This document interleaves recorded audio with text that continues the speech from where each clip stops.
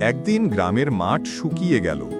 গরু ঘাস পায় না, ছাগল তৃষ্ণায় হাঁপাচ্ছে, হাঁসেরা পানির খোঁজে ছুটছে, ঘোড়া আর ভেড়া ক্লান্ত, বানর গাছে বসে কাঁদছে, সিংহ দুর্বল হয়ে পড়েছে।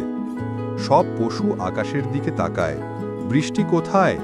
একজন মানুষ এগিয়ে এসে হাত তুলে দোয়া করে, হে আল্লাহ, পশুদের বাঁচাও, মাঠে বৃষ্টি দাও।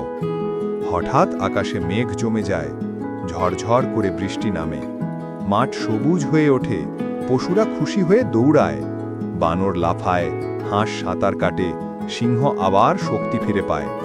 সবাই বলে, বৃষ্টি হলো, আমরা আবার বাঁচলাম।